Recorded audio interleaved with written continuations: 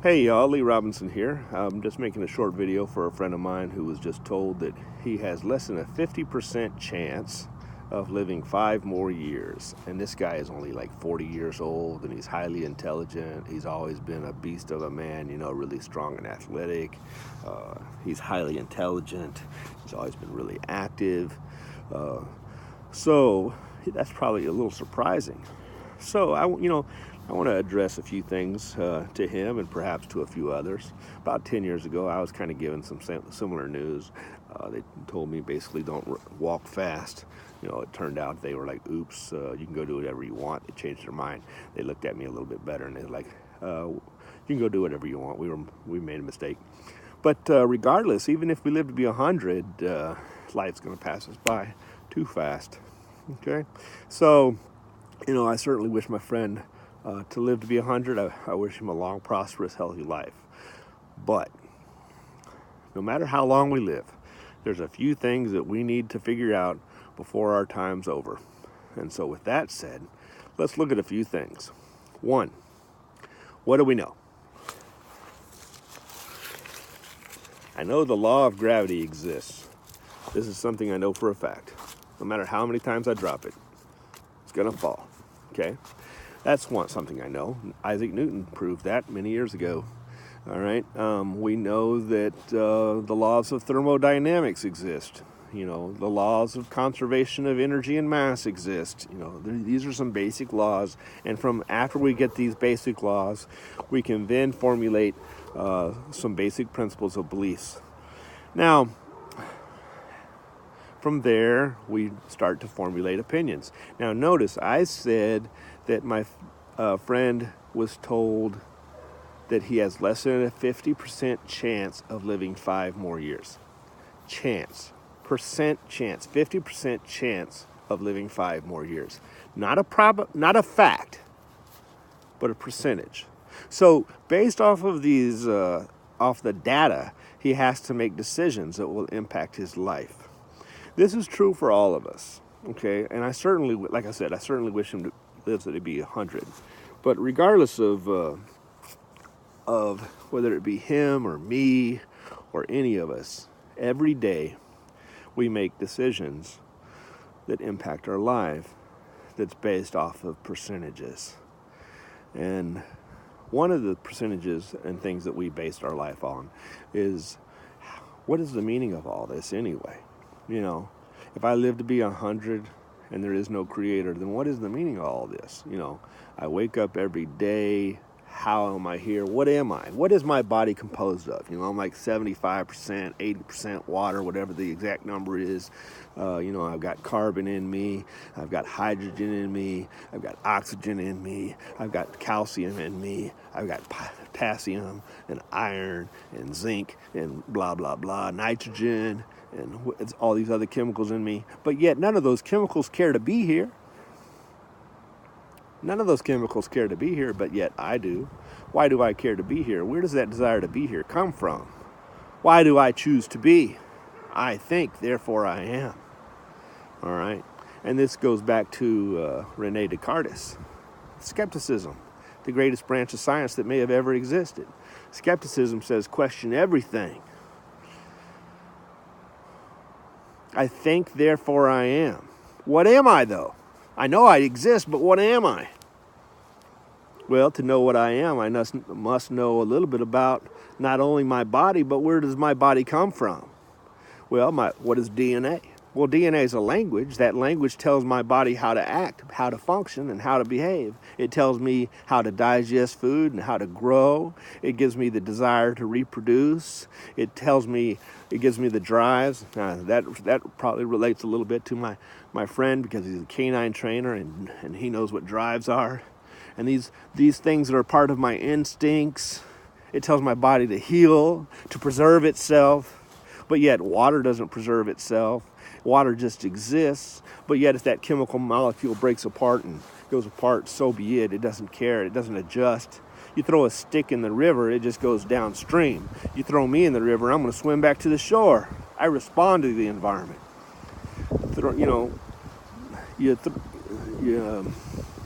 Non-living things don't respond to the environment. Non-living things get reacted upon.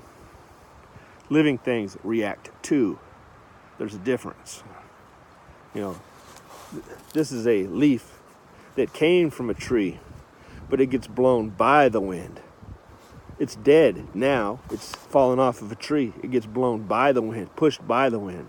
A bird that is living flies against the wind, flies wherever it chooses. So that's the difference between life and death. And that's in our DNA. But where did DNA come from?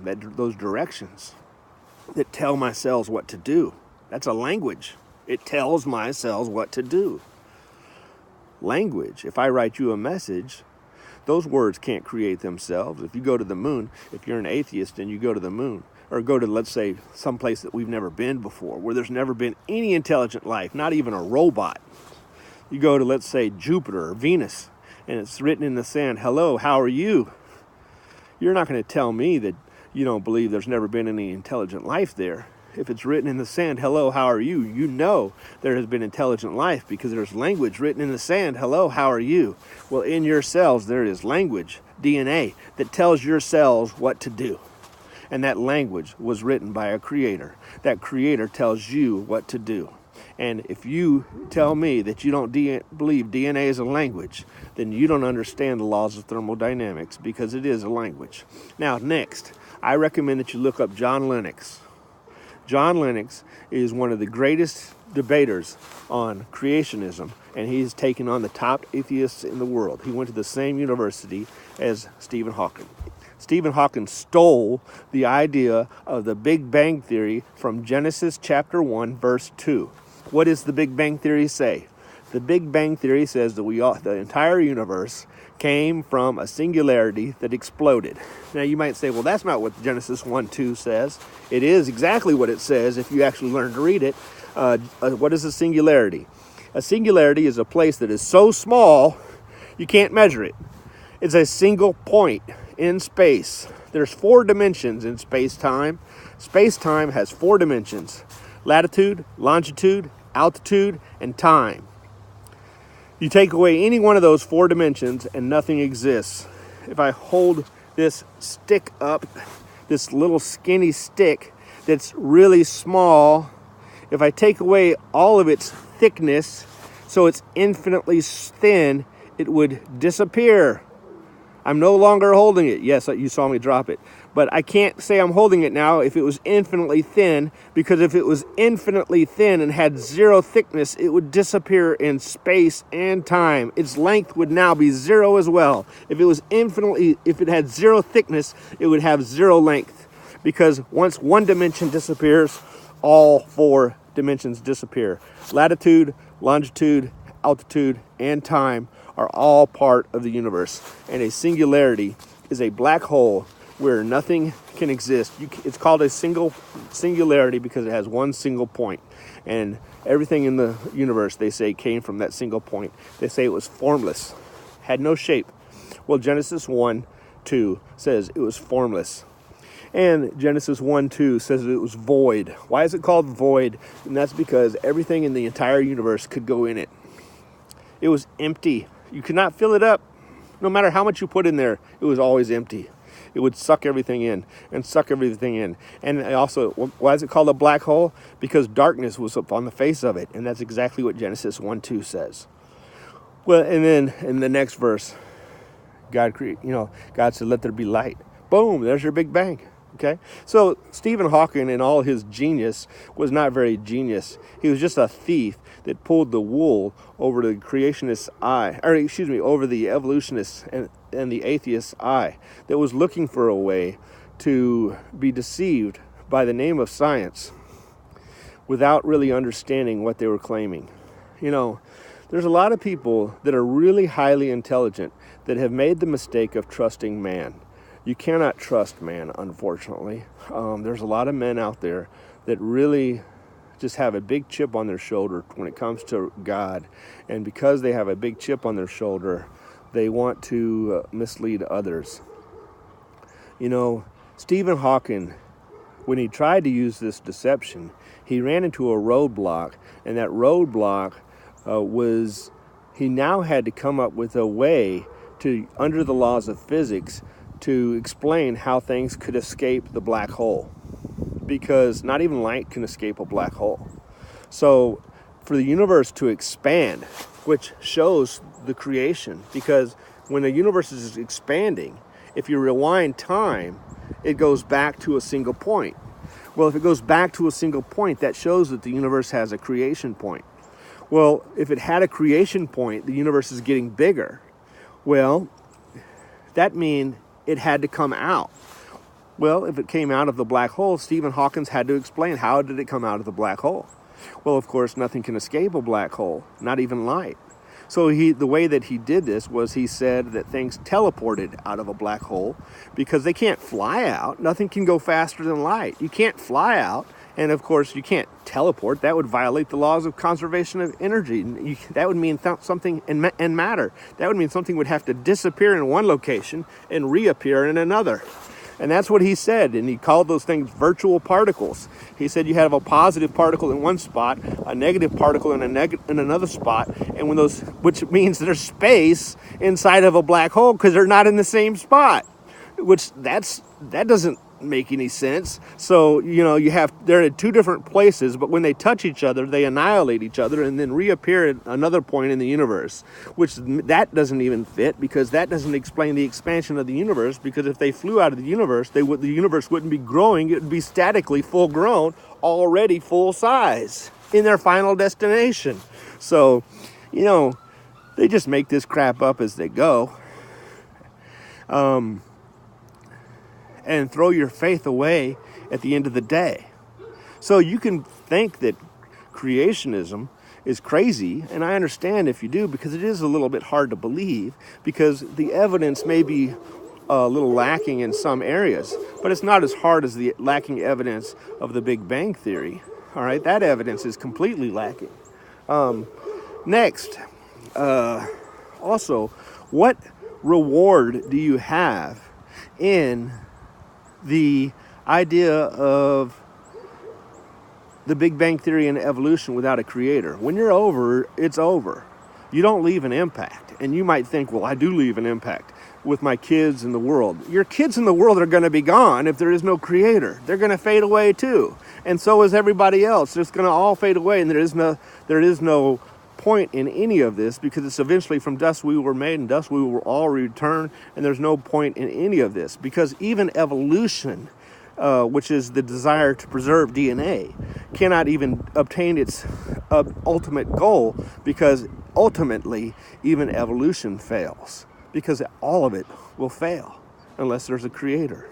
So the only reason there would possibly be any success in any of this is if there is a creator. And if you'll notice, God never says that he is forever. God says he is eternal. Forever requires space and time.